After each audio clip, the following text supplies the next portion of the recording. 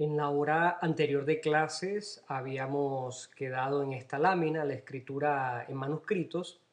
Tenemos dos dibujos que nos hacen, dos fotos, que nos da más o menos una idea de cómo eran los manuscritos. Aquí precisamente manuscritos porque son escritos a mano. Tenemos el ejemplo de dos códices. Pero lo que quiero explicar es esta terminología que tenemos aquí arriba, que es la siguiente. Se habla de escritura continua para el griego, lo vamos a ver más adelante. Aquí estamos viendo una foto de unos manuscritos que están en hebreo, por lo tanto se refieren a manuscritos con respecto a textos del Antiguo Testamento.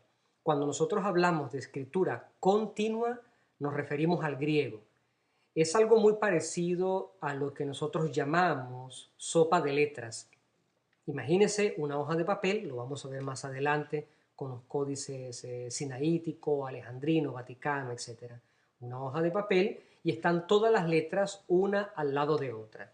Ahora, no hay espacios entre las letras.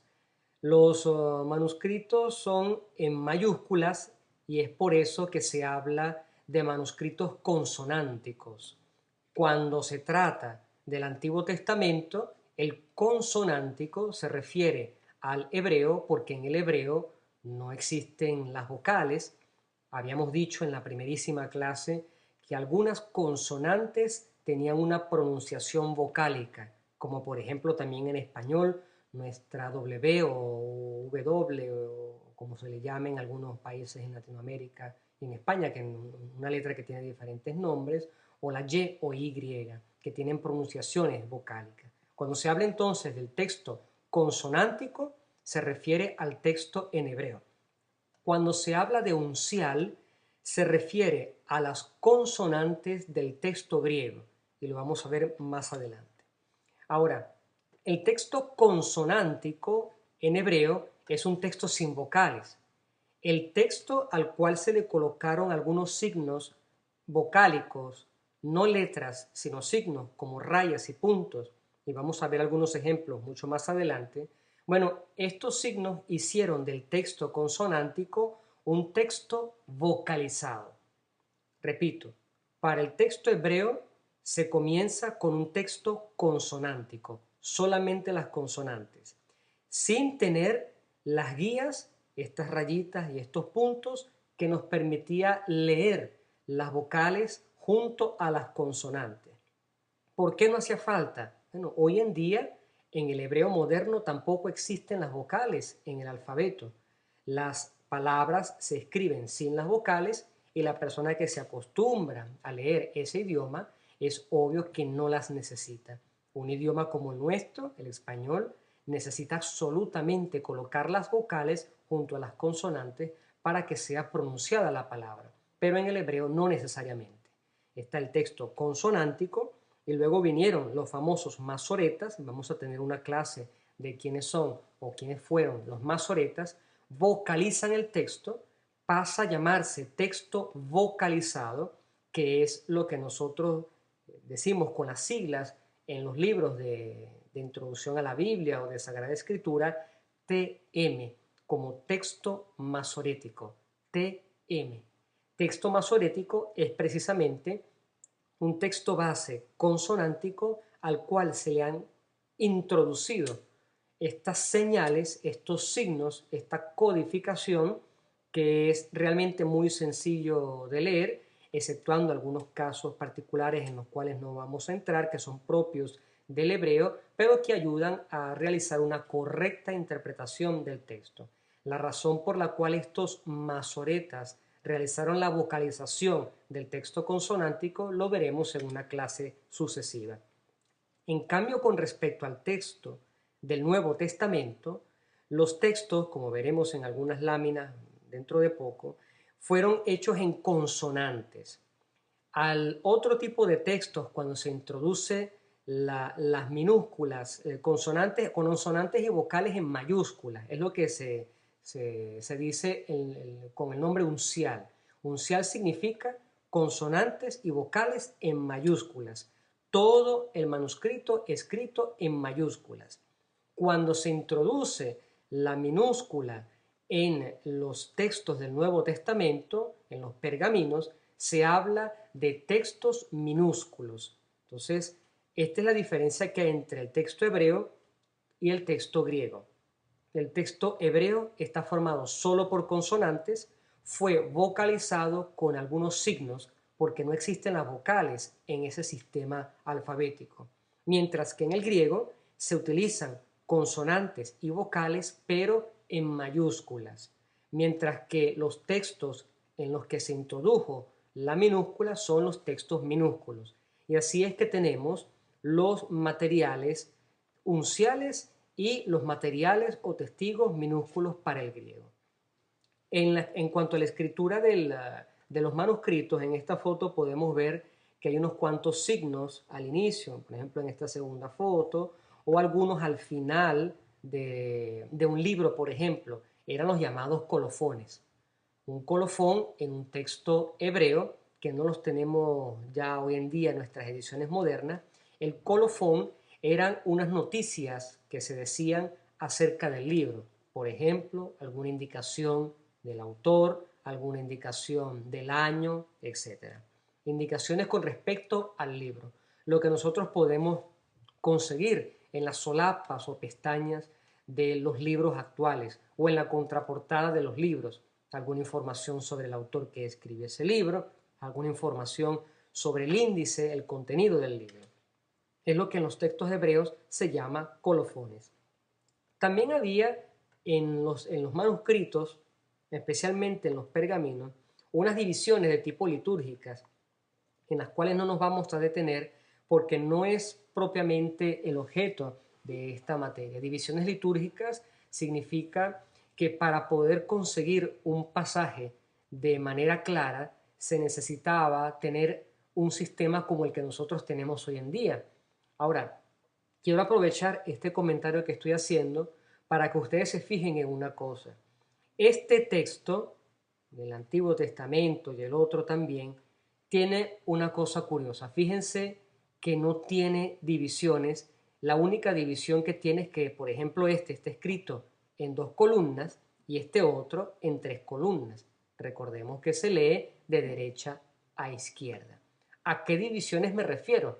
A nuestras divisiones de títulos o subtítulos o de versículos y capítulos. No tiene estos números. Tiene indicaciones que para nosotros son imperceptibles. No sé si logran ver, muevo el cursor hacia este signo que está aquí. Muy probablemente el final de un versículo, de un capítulo, habría que estudiar esta página para ver a qué parte de la Biblia se refiere. Y así también algunos signos diseminados, como este que estoy señalando en este momento, algunos signos diseminados en la página, como este también, que son para nuestro ojo imperceptibles que no conocemos el alfabeto hebreo. Aquí también hay unos signos un poco más claros.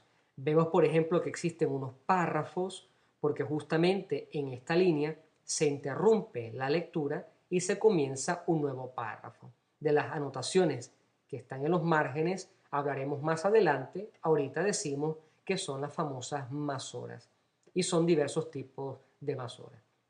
También para algunos textos en griego existía una especie de división desde cero por capítulos y títulos, pero de estos manuscritos realmente nos han llegado muy pocos. Esto era así a nivel general. Lástima que no podamos detenernos en estos particulares de una manera mucho más profunda, pero como sabrán, la materia de introducción a la Biblia es sumamente extensa y no nos podemos detener en todo. Aquí damos entonces en otro PowerPoint el ejemplo del códice sinaítico. Aquí estamos hablando de un texto que es Lucas 19, 13 de 20, 34. Ahora aquí tenemos un acercamiento. Vamos a darnos cuenta de una cosa. Ante todo, estamos delante de un texto griego dividido en esta página en 4 columnas muy claras. Se lee como leemos nosotros hoy en día en nuestros idiomas modernos, de izquierda a derecha. Este manuscrito entonces se lee a nuestro modo, de izquierda a derecha, Quiero que nos fijemos en una cosa que explicamos hace un par de minutos. Vemos las letras, vemos una kappa, una alfa, supongo una iota, una epsilon, una iota, una pi, una epsilon, una ni, una pi, etc. Se trata de consonantes y vocales, con la particularidad de que están todas en mayúsculas. Por lo tanto, este códice es un códice de tipo uncial. Recordemos que explicamos la palabra uncial como un texto que está escrito en mayúsculas, incluyendo consonantes y vocales, todo en mayúsculas. La otra particularidad que les invito a ver, y de esta manera está organizado todo el texto y por lo tanto todo el códice, es que no existe división entre las palabras, como pueden ver. Por eso les di el ejemplo de la sopa de letras anteriormente. Como dice la indicación de la lámina, se trata de un texto nada más y nada menos que del cuarto siglo después de Cristo, un texto muy pero muy antiguo, preciosísimo, en pergamino, que lo conserva el British Museum, el Museo Británico. Contiene la versión griega de los 70 del Antiguo Testamento y todo el Nuevo Testamento. Fíjense entonces la importancia tan pero tan grande que tiene el Códice Sinaítico para el estudio de la palabra de Dios. No nos detenemos en este códice, pueden investigar acerca del Códice Sinaítico para ver algunas de las informaciones de su descubrimiento, de su conservación, que son informaciones muy importantes. Lo que me interesa que aprendamos es que se trata de un códice muy antiguo, de los primeros siglos de la era cristiana y que contiene toda la Biblia, solo que del Antiguo Testamento no se conservan los textos en hebreo, sino una traducción que se hizo del hebreo al griego, que se llama traducción de los 70 o versión de los 70, de la cual hablaremos en una clase posterior a esta. Todo el Antiguo Testamento es esa versión en griego, no en hebreo, y tiene todo el texto del Nuevo Testamento, obviamente en griego. El Códice Vaticano, comenzamos prácticamente el Nuevo Testamento, esta es la primera página del Nuevo Testamento, de más o menos de la misma época, del cuarto siglo después de Cristo, por lo tanto este Códice Vaticano no se queda atrás. Se conserva en la Biblioteca Vaticana, no se queda atrás en el sentido de que es tan importante en cuanto a antigüedad para el estudio de la Biblia. Contiene el Antiguo Testamento griego de los 70 como el Códice Sinaítico y también el Nuevo Testamento. Aquí tenemos la página y un acercamiento de la página. Tenemos el escrito como título, fíjense, Katamathion, es decir, según Mateo, Evangelio según Mateo. Y tenemos una escritura un poco rudimentaria. Aquí tenemos unas cruces, tenemos una especie de adorno poco elaborado y tenemos lo que sería nosotros una B alta, la famosa B de burro, porque efectivamente es el inicio del Evangelio de Mateo, que dice algo así como Biblos, Genesios, Jesús, Christus, etc. Es difícil leer estos manuscritos, es decir, el libro del nacimiento, de la generación de Jesucristo, Hijo de Dios. Es importante tener en cuenta que para poder traducir estos manuscritos hay que estudiar paleografía, porque no es lo mismo la letra estampada que la letra hecha a mano como este manuscrito aquí. Por ejemplo, aquí tenemos una abreviación del nombre de Jesucristo. Jesús, Cristo, Huyó, Hijo, sí, y aparece completo, pero Jesús, Cristo no aparece completo, con estos signos encima de la palabra que indica que hay una abreviación. Pero estas cosas se pueden aprender solamente cuando se estudia un poco de paleografía. Doy otro ejemplo. Esto que parece una C, aquí porque la foto no tiene una perfecta resolución, si no se viera mejor, pero esta letra que está aquí, que pareciera una C, y esta otra que pareciera una C al lado de la épsilon, son en realidad una sigma al final de una palabra. Pero estos son ya particularidades. Como pueden notar, lo mismo. Se trata de un códice uncial, que es consonantes y vocales,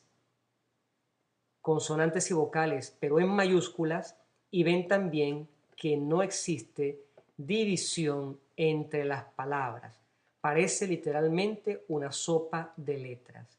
Las divisiones que yo veo, por ejemplo, en esta página son divisiones que respetan, por ejemplo, un versículo.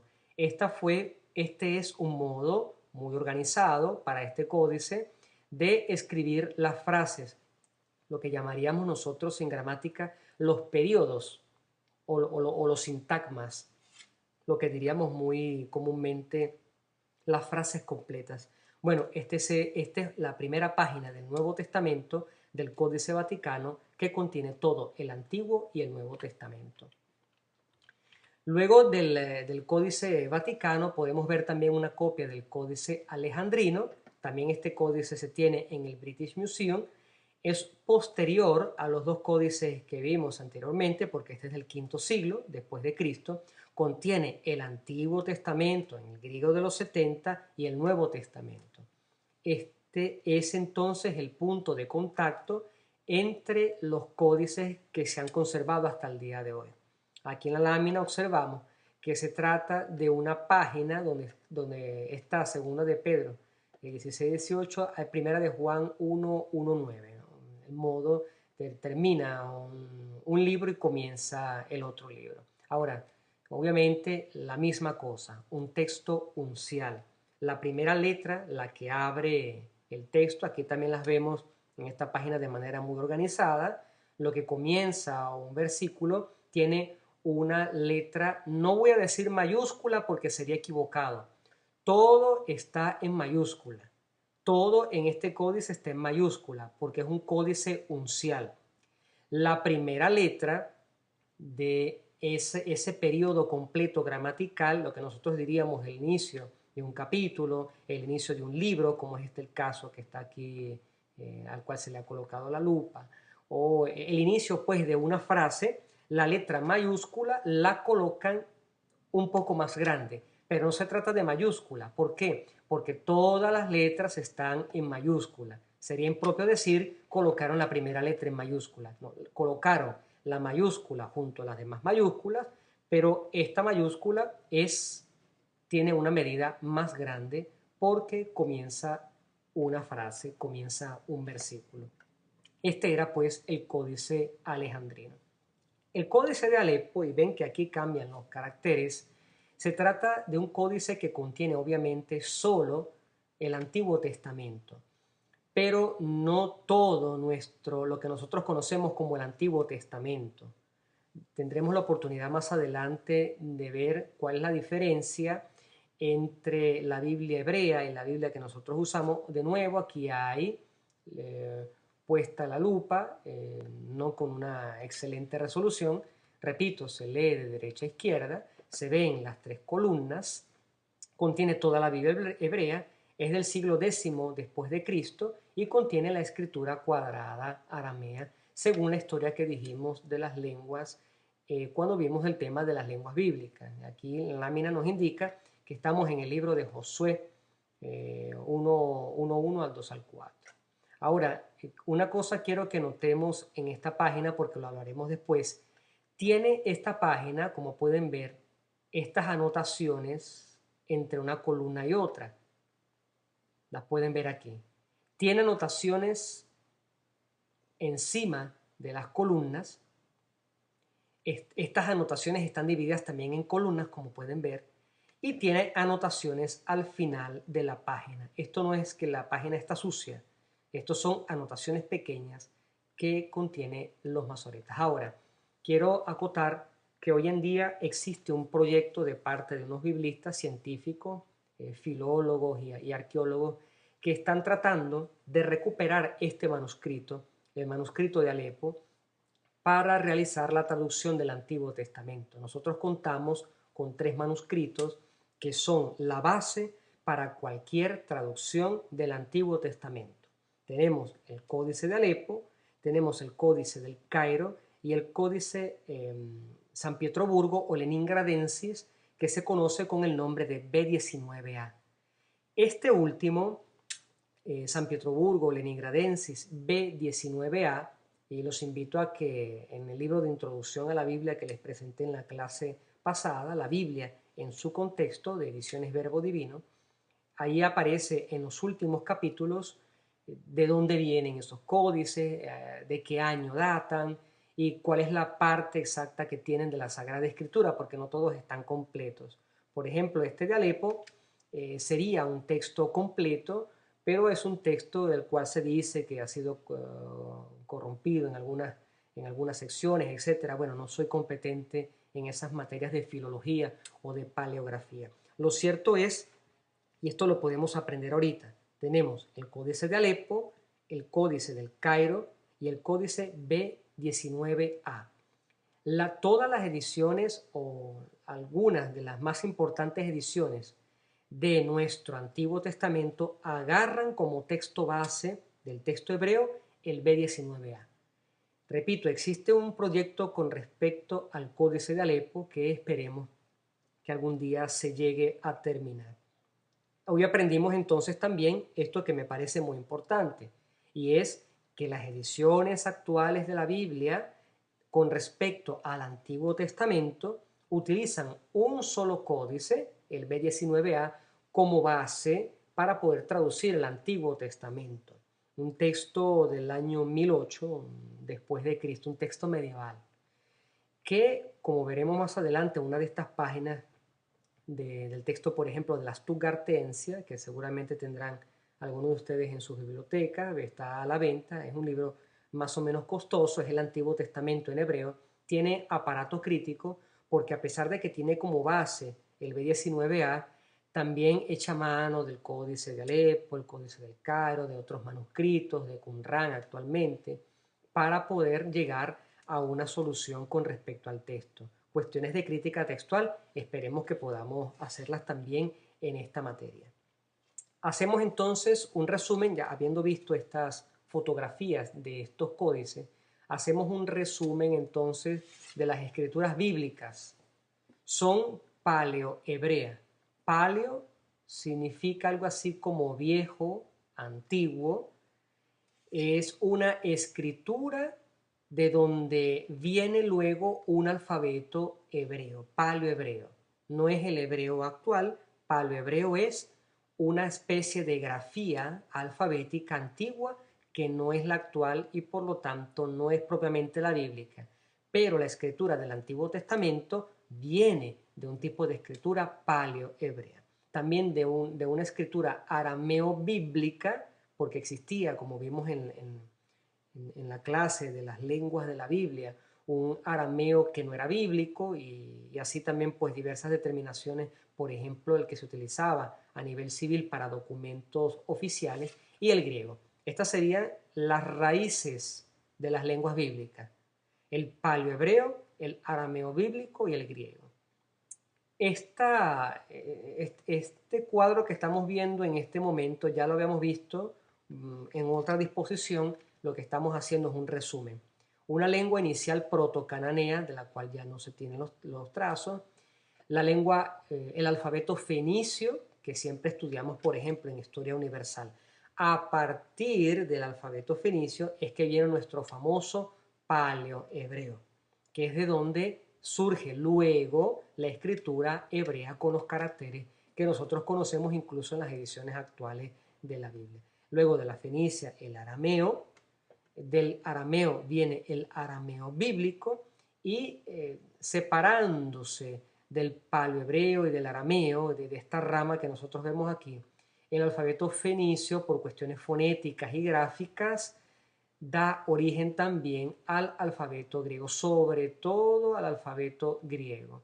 De allí entonces la lengua y el alfabeto etrusco, de donde vienen nuestras lenguas latinas europeas. El español, el italiano, el francés, el portugués, vienen precisamente de esta raíz aquí. Quindi fenicio, griego, etrusco y nuestras escrituras latinas europeas, que son prácticamente los idiomas modernos hoy en día.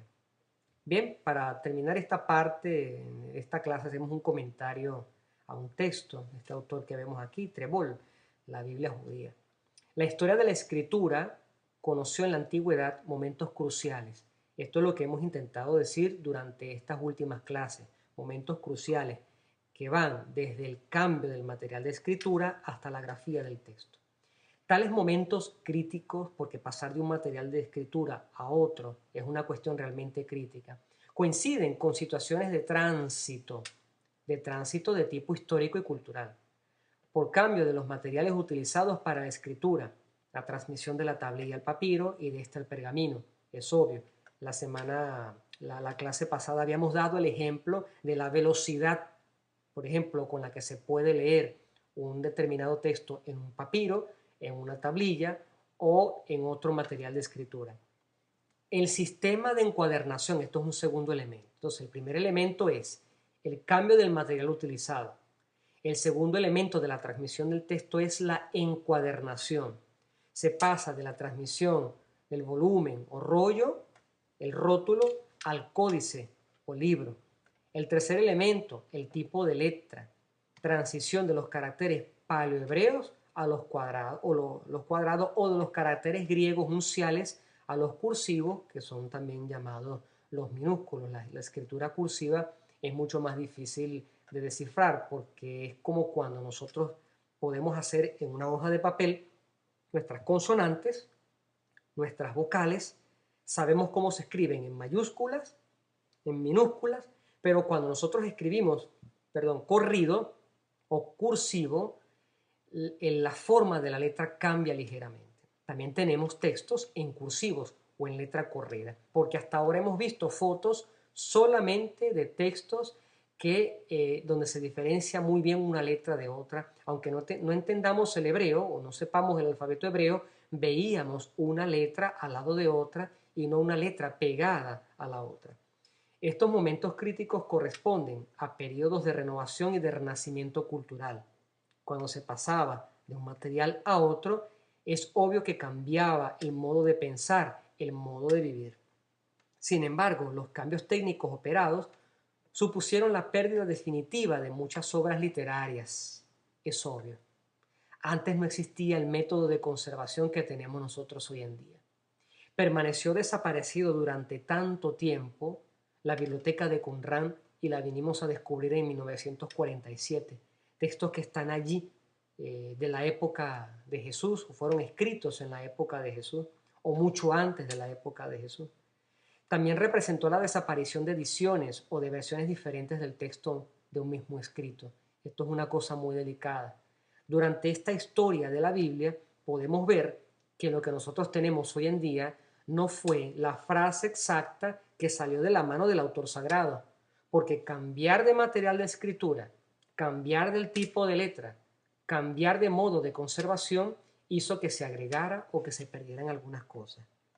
Pérdidas similares ocurrieron también en el momento de la invención y difusión de la imprenta y ocurrirán sin duda en el paso del libro impreso al libro memorizado en soporte informático. Esto es obvio que una cosa pueda cambiar. Yo, por ejemplo, estoy ahorita organizando mi tesis y veo que cuando paso mi material informático digitalizado de una computadora a otra, cambian los márgenes, cambia el contenido en cuanto a número de letras de una página a la otra. Y esto es significativo. No digo que se vaya a perder una palabra, pero sí digo que la grafía puede cambiar en algún momento. Bien, podemos dejar esta clase hasta aquí y en la próxima veremos también un poco más de cerca, como a modo de resumen, la importancia y la evolución del códice, la transmisión oral y escrita de la Sagrada Escritura.